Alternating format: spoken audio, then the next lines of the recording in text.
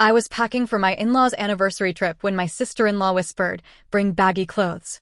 I laughed until she said, "My husband gets distracted." Then he followed me into the kitchen. I ran upstairs and told my husband everything. That was the moment the trip stopped being a family vacation and became something I still feel under my skin.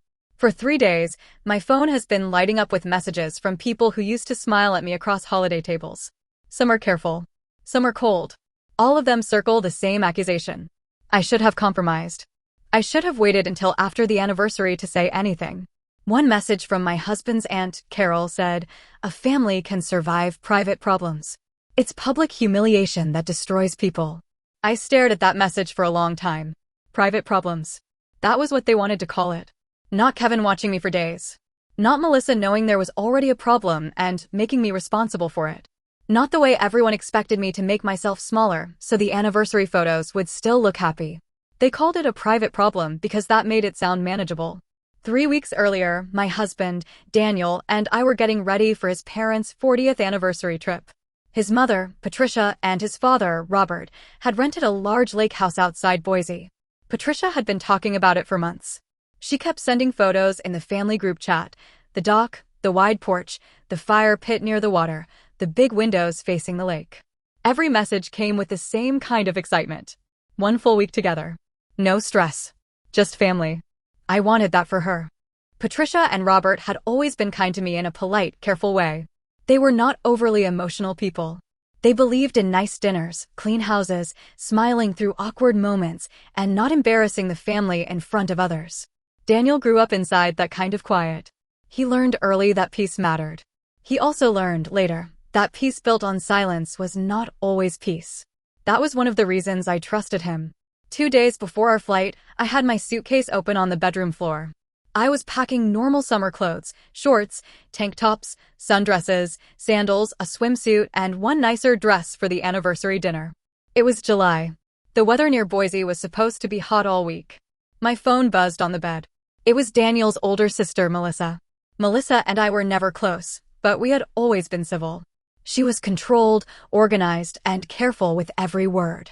If Patricia cared about keeping the family image clean, Melissa had inherited that instinct and sharpened it. I answered while folding a dress. "Hey," I said. "Everything okay?" There was a pause. Not a normal pause. It was the kind of silence that tells you someone rehearsed the conversation and still does not want to say the words out loud. "I wanted to catch you before you finished packing," Melissa said. I looked down at the suitcase. "Okay, what's going on? I don't want this to come out the wrong way." My stomach tightened. She cleared her throat. "Since we're all staying together for a week, I thought it might be best if everyone was mindful about clothing." I frowned. "Clothing? Just for the trip," she said quickly. "Maybe bring looser things. Longer shirts. Nothing too fitted. Nothing that draws attention." At first, I thought Patricia had planned some kind of dress code for family photos and forgotten to mention it. "Is this for the anniversary dinner?" "No," Melissa said. "For the whole week." I looked at the shorts and dresses in my suitcase. "It's supposed to be in the 90s. "I know." "Then why would I pack long shirts and loose layers?" Another silence. When Melissa spoke again, her voice dropped. "Because Kevin gets distracted." For a second, I did not understand the sentence. Kevin was Melissa's husband. He had always made me uncomfortable in small ways I could never fully explain without sounding dramatic. He stood too close. He looked too long. He made jokes that seemed harmless until you heard the tone underneath them. But he had never said anything direct enough for me to point at and say, "That is the problem." Now Melissa was calling me before a family trip to warn me about him without calling it a warning. "What does that mean?" I asked.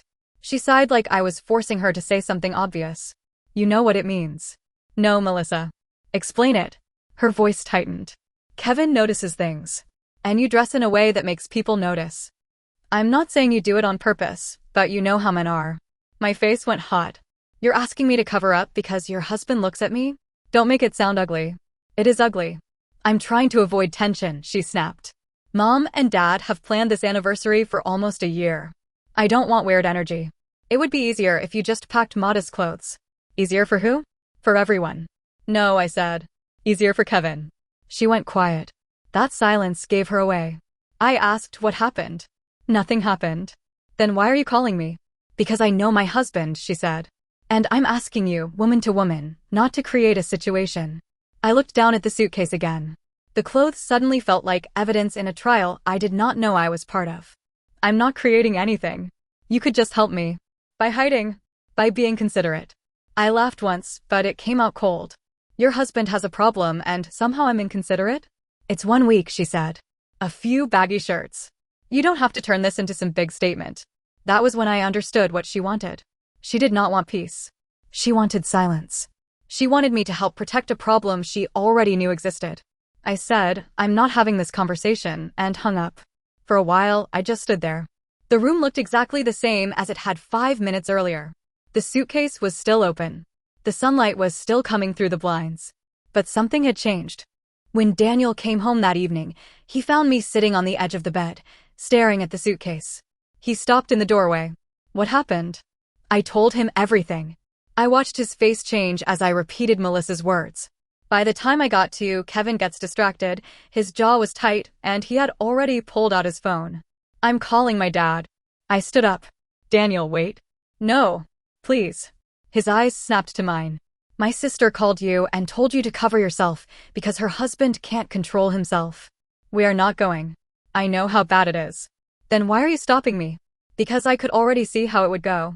If we canceled 2 days before the trip, Melissa would control the story. She would say I overreacted. She would say I misunderstood. Patricia and Robert would be hurt and embarrassed.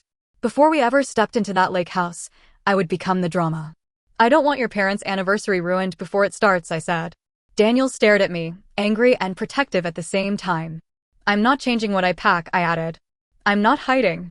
But I don't want to hand Melissa the chance to make this about me. He was quiet for a long moment. Then he said, if Kevin does anything, we leave. Yes. And I'm not pretending that phone call was normal. I'm not asking you to. But part of me was asking him to get through the week carefully. I wanted to believe Melissa's call was the worst of it. I wanted to believe Kevin would behave because his wife had clearly already warned him. I packed the clothes I had already planned to bring. The flight to Boise was quiet. Daniel sat beside me with his hand over mine, but I could feel the anger in him. It was controlled, which somehow made it heavier. By the time we reached the lake house, the sun was still bright, and the heat hit us the second we stepped out of the rental car.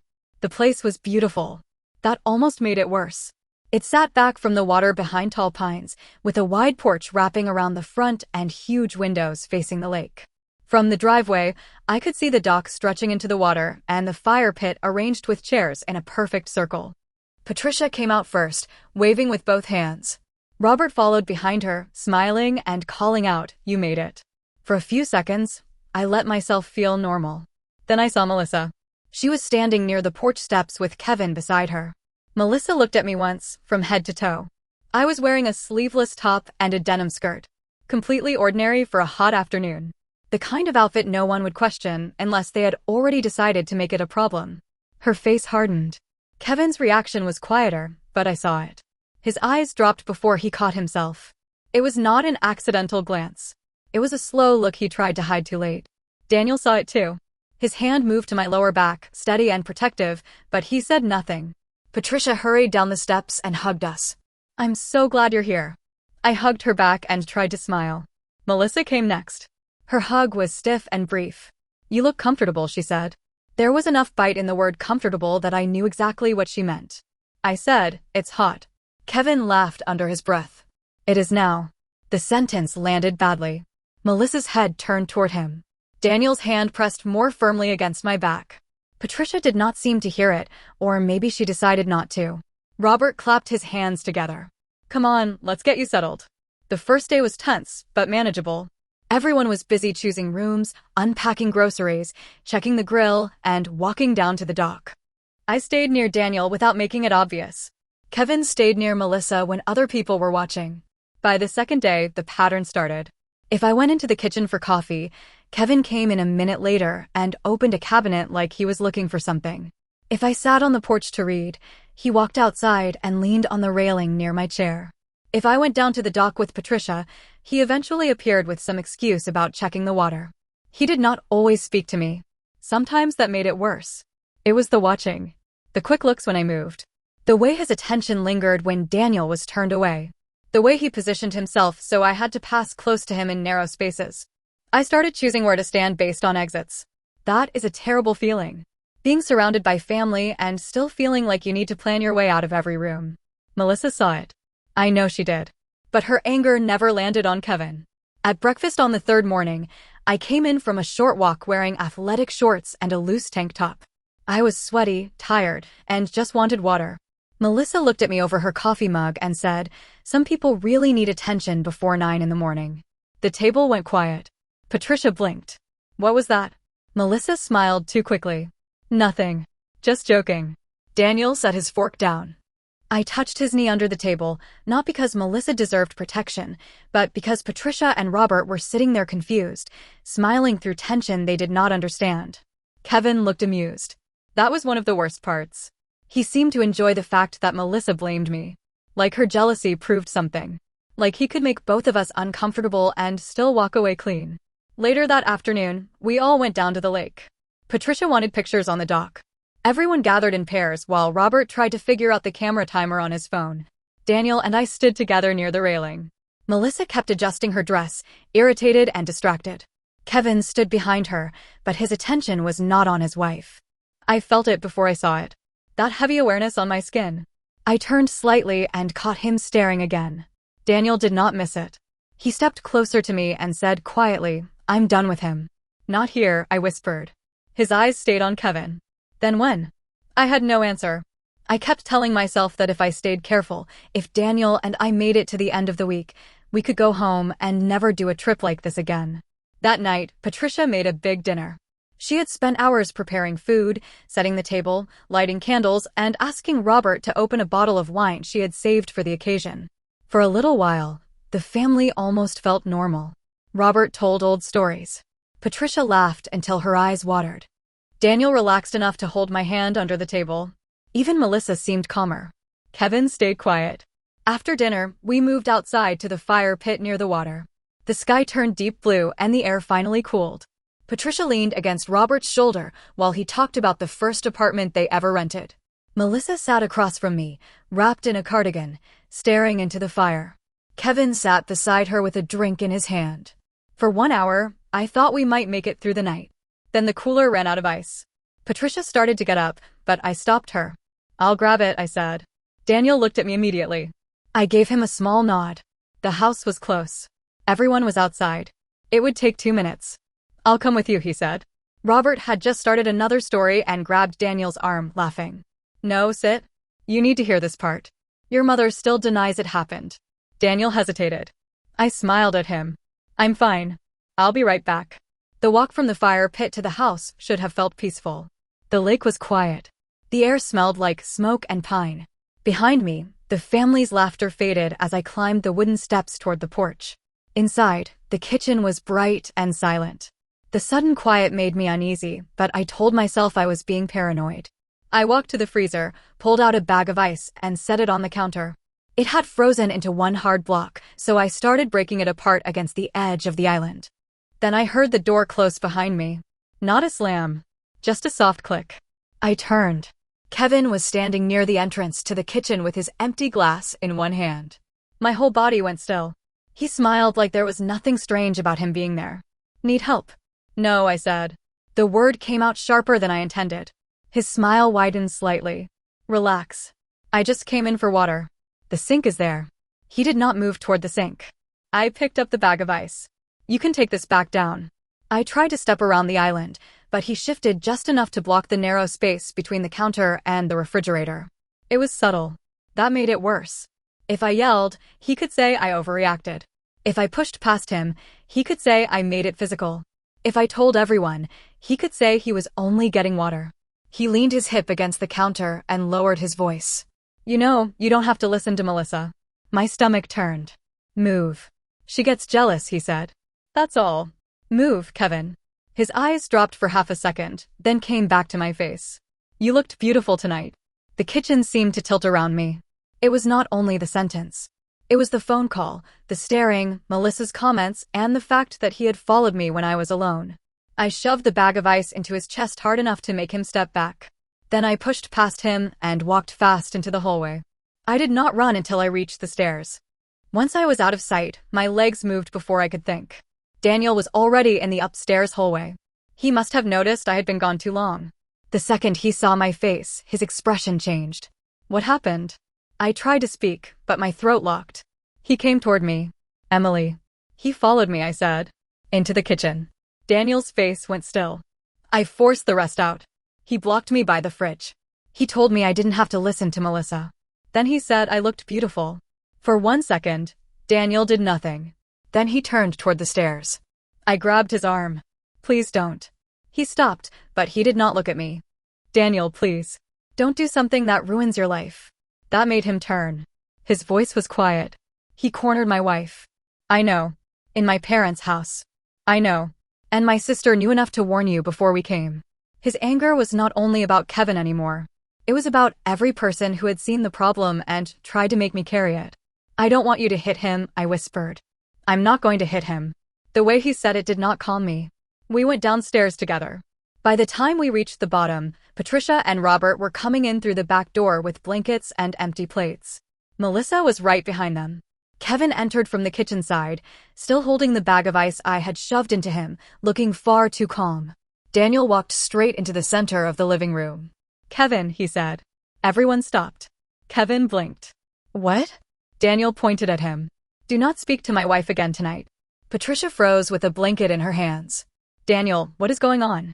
Daniel did not take his eyes off Kevin. And if you ever follow her into a room again, if you ever block her from leaving, or if you ever make another comment to her when no one else is around, I will make sure everyone in this family knows exactly what you are.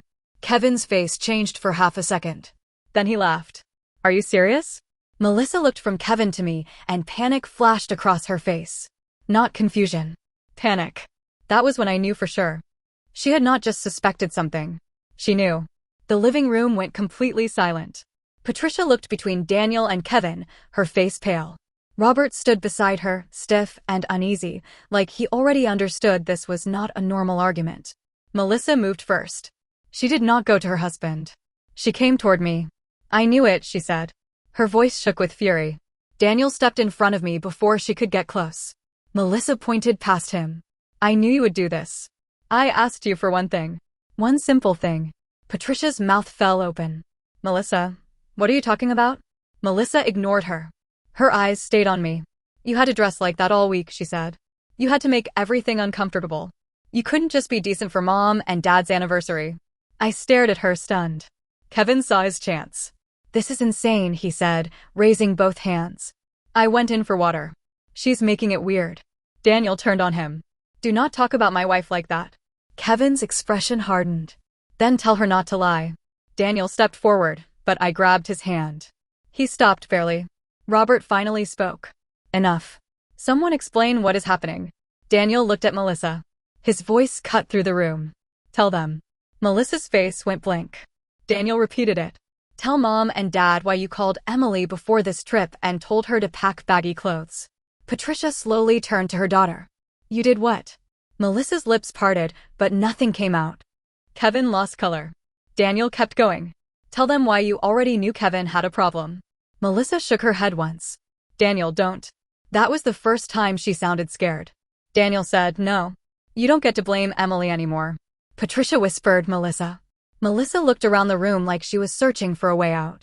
Her anger cracked, and underneath it was shame. She sat down on the sofa. For a few seconds, all anyone heard was her breathing. Then she said, I found something. Kevin snapped, stop. Robert turned on him. Let her speak. Melissa covered her mouth with one hand. Her eyes were wet now. I found a folder on his phone, she said. Nobody moved. She looked at me once, then away. It was hidden. I only found it because he fell asleep with his phone unlocked months ago. Kevin muttered, it wasn't what she thinks. Daniel laughed once, bitter and sharp. Then explain it. Kevin said nothing. Melissa's voice broke. It had pictures of Emily. Patricia put one hand against the wall. Robert looked like someone had struck him. Melissa kept talking, the words spilling out faster now. Screenshots. Cropped photos. Things from family posts, old vacation pictures, anything he could find online. I confronted him, and he said it was nothing. He said he was embarrassed. He said he would delete it. My chest felt hollow. I had known something was wrong. I had felt it all week. but hearing it out loud made the room feel smaller. Daniel's hand tightened around mine. Melissa wiped her face angrily. I wanted to believe him. I needed to believe him. I said quietly, so you called me. She flinched. You found that folder, I said, and instead of warning me, you told me to hide. Her face twisted. I was trying to keep my marriage together. Daniel's voice was low. You tried to make Emily responsible for Kevin. Melissa stood suddenly. You think I don't know how bad that sounds? Her voice cracked. I was humiliated, she said. I was scared. I thought if she just didn't give him anything to look at, maybe we could get through the week. Maybe Mom and Dad could have their anniversary. Maybe I could deal with him after. Patricia started crying. After, Daniel said. You let Emily walk into this house knowing he had been saving pictures of her. Melissa looked at me then. For the first time all week, there was no anger in her face. I'm sorry, she whispered. The apology came too late to feel like relief. Kevin stepped back toward the kitchen. You're all acting like I did something horrible. Robert's voice came low and cold. You need to leave the room. Kevin scoffed. It's my vacation too. Robert moved toward him. Not anymore. That was the first moment Robert truly looked like Daniel's father. The same restrained anger. The same unwillingness to raise his voice because he did not need to. Kevin looked at Melissa, maybe expecting her to defend him. She did not. He grabbed his keys from the side table and walked out through the front door. A few seconds later, we heard his car start and disappear down the driveway. No one spoke until the sound faded. Patricia sank into a chair. This was supposed to be our anniversary, she whispered. That sentence hurt more than I expected. Not because she was wrong to be devastated, but because her first instinct was still the ruined event. The destroyed image. The memory that would no longer look clean in photos. Daniel turned to me. Pack your things. I did not argue. We packed in less than 15 minutes. I moved through the bedroom with hands that felt separate from my body. Dress into suitcase. Shoes into side pocket. Charger from the wall. Toiletries from the bathroom. Daniel barely spoke, but he stayed close. Downstairs, the house was quiet. Melissa was still on the sofa, staring at the floor. Patricia was crying softly in the chair. Robert stood by the window, looking out into the dark driveway where Kevin had left. When Daniel carried our bags to the door, Patricia stood. Please, she said. Don't leave like this. Daniel stopped. Mom, we need time to talk. No, he said. Emily needs to leave. Patricia looked at me then, really looked at me, and for a moment I thought she might understand. Instead, she said, I'm sorry this happened, but we should not make decisions while everyone is emotional. Emotional. As if emotion was the problem. Daniel's voice stayed calm. We are leaving. Robert did not ask us to stay. He walked over, hugged Daniel, then looked at me with tired eyes. I'm sorry, he said. It was the first apology that sounded like it cost someone something. I nodded because I did not trust my voice. Melissa did not look up as we passed her. Outside, the night air was cooler. The lake was black beyond the trees. The same house that had looked beautiful when we arrived now felt like a place I needed to escape. We drove toward the Boise airport area in silence.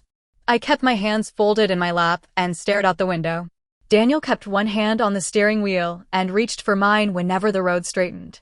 At some point, he said, You did nothing wrong. I nodded, but the words did not fully reach me yet. The next morning, the messages started. First from Melissa. She sent Daniel a long text saying she was sorry for Kevin's behavior, but that Daniel had humiliated her in front of their parents. She said her marriage was probably over. She said Robert had driven her to a small hotel outside Boise after we left, and she had no idea where Kevin had gone. Then she wrote, I hope Emily understands what this has cost me. Daniel showed me the message without saying anything. I read that line twice. What this had cost her. Not what her choices had cost me. Not what Kevin had done. Not what that week had felt like from inside my own skin. By the afternoon, Patricia called. Daniel answered on speaker because I asked him to. I did not want anyone later claiming I refused to hear her out. Her voice was broken. I'm not defending Kevin, she said immediately. I want that clear.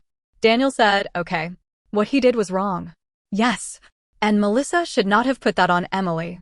For 1 second, I thought she had found the truth. Then Patricia said, but she was desperate. Daniel's face changed. Patricia kept crying. She was trying to save her home. I know it was wrong. But if Emily had just worn something looser for a few days, maybe we could have handled this privately after the trip. The air left my lungs. Daniel said, Mom, stop. I'm not blaming her. You are. I'm saying the timing destroyed everything. Your father is devastated. Melissa is alone in a hotel. Kevin is not answering anyone. Everyone is shattered. Daniel's voice turned cold. Kevin left because he got exposed. Patricia sobbed. I know that. No, Daniel said. I don't think you do. She said my name then, soft and pleading. Emily, I'm sorry. I truly am. But please try to understand. A family can survive a private problem. It's harder when everything comes out in front of everyone. I finally spoke. It came out because Kevin followed me into the kitchen. Silence. I continued. It came out because Melissa knew and blamed me. It came out because everyone wanted me quiet long enough for the anniversary to look normal. Patricia did not answer. I didn't destroy your family, I said. I stopped helping everyone pretend it was fine. Daniel reached for my hand. Patricia whispered, that's not fair. Maybe truth rarely feels fair to people who are comfortable with silence. The call ended soon after. Since then, the family has split into groups. Robert sent Daniel one message saying he was sorry and that he needed time. I believe him. He sounded like a man realizing too late that the calm in his family had been built on people swallowing things they should have said out loud. Melissa has stopped texting me directly. She still sends Daniel long messages at odd hours. Some sound like apologies. Some sound like accusations. Most are both. Kevin has not contacted either of us. I hope he never does. The strangest part is how ordinary everything looks now. The laundry still needs folding. Bills still arrive. People still walk their dogs past the window. The world did not stop just because something ugly was dragged into the light. But I feel different. I keep thinking about that first phone call from Melissa. How small she tried to make the request sound. A few looser shirts. A little consideration. 1 week of compromise. That is how control is often packaged. Not as blame. Not as shame. As peace. Daniel has been steady through all of it. He has not once asked if I could have handled it differently. He has not suggested I forgive anyone before I am ready. Every time my phone lights up and my face changes, he takes my hand and says, "You are not responsible for what they refuse to face." I believe him most of the time. But there is still a tired part of me that wonders why I am the one everyone wants answers from. Why I am being told to understand. Why refusing to hide made me more offensive than the person who gave me a reason to feel unsafe. I did not ask Kevin to look at me. I did not ask Melissa to turn me into the enemy. I did not ask Patricia to protect the anniversary more than the truth underneath it. All I did was pack for a lake trip in July. All I did was refuse to dress like a warning sign for someone else's husband. And when he finally followed me where no one else could see, I ran upstairs and told the truth. Now some of them say I should have waited until after the trip. Others say nothing, which almost feels worse. So I keep asking myself the question none of them seem willing to answer honestly. Was I wrong for refusing to shrink myself just to keep their family peaceful, or did the truth only destroy what was already broken?